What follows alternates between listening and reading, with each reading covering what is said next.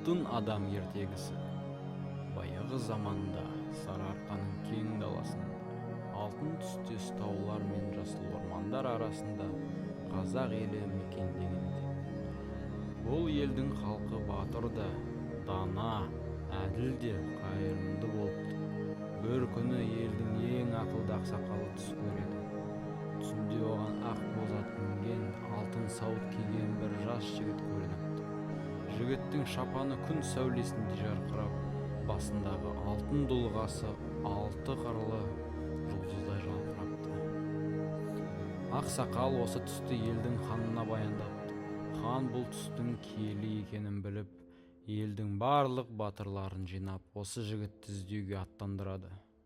Батырлар болса елдің түкпір-түкпірін аралап, таулар мен өзендерді кесіп өтіп, ақыры бір құпиялы үңгірге жетеді.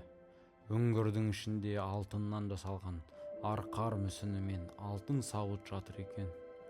Бұл сол жігіттің сауыт сайманы екеніне батырлар күмәнданбайды. Батырлар алтын сауытты ханға алып келеді.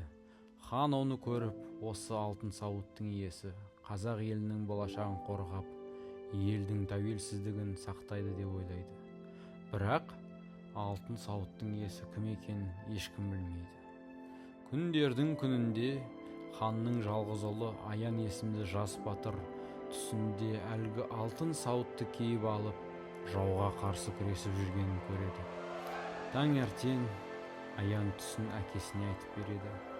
Хан ұлының түсі де киелі екенін сезеді де, оған алтын сауытты беріп, батасын береді. Сол күні Аян алтын сауытты киіп, елдің шекарасын қорғауға аттанады. Жолда оған үлкен сынақтар кездеседі. Бір күні ол қалың орманда жыртқыш аңдарға тап болады. Бірақ алтын сауыт оны қорғап, ешқандай жарақат алмайды. Келесі күні ол терең өзеннен өтеді. Бірақ алтын сауыт арқасында суға да батпайды. Осылайша Аян көптеген қиындықтарды жеңіп, елдің жауларын жеңіп шығады. Еліне оралғанда халық оны алтын адам деп атап кетеді. Ол өмір бойы елін қорғап, халқын сүйіп, әділ хан болып, елдің болашағын жарқын етеді.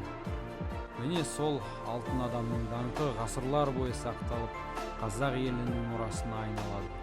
Алтын адамның ерлігі мен адалдығы ұрпақтан ұрпаққа аңыз болып тарап, ал оның алтын сауыт сайманы елдің тарихының бір белгілі және символ ретінде сақталады.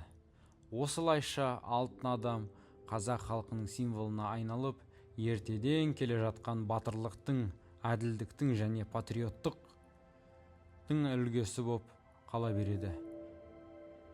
Бұл ертегі толығымен ойдан шығарылған, сондықтан бәрі ішінде ойлап қалмаңыз. Қайырлы түн.